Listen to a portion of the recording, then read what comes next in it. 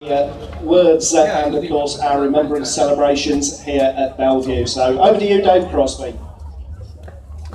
Thank you and good afternoon, Bellevue, and once again I'm extremely proud and honoured to be asked to stand in front of you on what is a very important day for the Armed Forces, as Remembrance Sunday. Just say a few words about what we do, where we come from, and also why this day is so important to us and the rest of our Commonwealth. As most of you be aware, there have been a number of conflicts ranging from the First World War all the way through the Second World War, Korea, Falklands, Afghanistan, Libya, Syria, to name but a few. And all of them have involved your armed forces, and all of them have resulted in loss of life and people paying the ultimate sacrifice in defence of our freedoms. And those people who lose their lives are today really remembered by the fact and recalled by the fact of the poppy. The poppy means a lot to us, and it means something that we hold dear to our hearts. The poppy's been around since the field of Flanders in 1915 when it sprouted just after a terrible battle there, and it's been the symbol of the British Legion ever since the 1919 end of the First World War period. Today the British Legion, mainly funded by donations from people just buying a poppy, supports veterans and their families who've paid the ultimate sacrifice or been maimed or injured in conflicts around the world. It's quite humbling to think that just since stock car racing returned here in 1999, over 700 UK service personnel have lost their lives on active duty. And if you think 400,000 have been recruited in that time, 10% of that, 40,000 people, have been medically discharged from things from mental health illness through to serious disabilities and injuries. Quite a humbling fact. And today your armed forces continue to be delivering effect and effort around the world. The RAF are protecting our skies here in the UK, but also continuing the fight against Daesh in Syria and in Libya. The Army are deployed across Afghanistan and supporting fellow NATO countries in Eastern Europe. They're also deployed across various hostile areas of Africa, mainly in humanitarian rescue.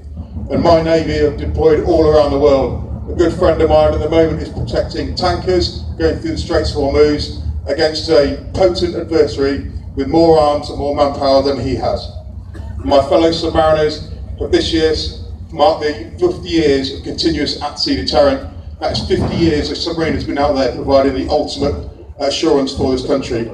And whether you think that just the nuclear deterrent is just or unjust or fully justified, the fact that those boys and girls go to sea for periods of 100 days or more with no communication, no reports from home, is quite humbling. But today we should also look against who we've lost in the stock car family over the last year. Briscoe F1 drivers Gordon Perrin, Mike Cheetham, Tony Allen, Roger Spencer, and of course Spider-Man Andy Webb, number 247, whose cars I can remember from when I was a child. In Formula 2, June saw a tragic month when two young chargers in Ash Sampson and Matt Jeffries both lost their lives in non-racing related injuries, taken far too soon and far too young. In the wider Oval family, just recently the National Hot Rod Champion of latter years, Ormond Christie, passed away. And as did the late great Horry Barnes, a saloon star who was racing for over 50 years to entertain us and to entertain the people that stand here today. And of course in the wider motorsport family, we've lost people in Nicky Lauda and Antoine Herbert, the F2 driver, killed at Spa, leaving a gaping hole in what was a potential career. But that's not just in the UK, our arms spread further than that, and our stock car family spreads further than that.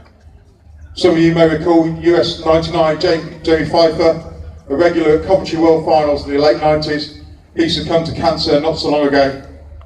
And in New Zealand, the young charger Vic Neal also passed away. So I'd like to take this time, when you're doing your act of remembrance, just to think about your drivers who've gone, and your armed forces that protect you, and have protected you and provide that ultimate assurance since we began. We're not just a stock car drivers and teams, there's the rest of our family, which is you, the fans, that we've also lost. And this year we lost two significant ones. Mark Cross, who was a regular at Coventry, succumbed to a short but aggressive battle of cancer.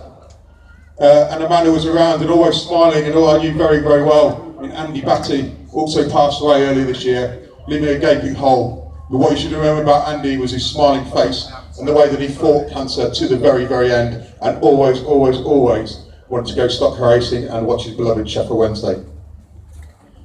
But once again this year, Briscoe continues to give back from the Keep Breast Cancer charities, through to support, through CALM, through sponsoring Grand Nationals and things through Ian Bennett, to the wonderful work of just some of the ladies back here, and Kelly, who's Briscoe Stands Up to Cancer, has now raised over £40,000 in a little under 2 years, which is a truly humbling and staggering feat. And I know for a fact they've got more planned next year, which helps children's cancer charities and keep pushing that battle. And that's a battle that we will win one day, but we'll only win it through the work of Kelly and people like Kelly and their families. So just before we have a 1 minute silence, you'll hear two very short poems, one from my daughter Poppy, and then one from Navy veteran Darren at the back. The second one with Darren will finish the line, we will remember them. That's your cue, just to stand quiet with me for just 1 minute, please. Remember those that have fallen, remember those that paid the sacrifice, remember those that we've lost, or you've lost, and then the minute silence will once again be broken with the help of the shootout stars behind us, the ones we've all come here to see. When you go home, tell them of us and say, for there tomorrow we gave all today. They shall grow not old, as we that are left grow old. Age shall not weary them, nor the years condemn. At the going down of the sun, and in the morning, we will remember them.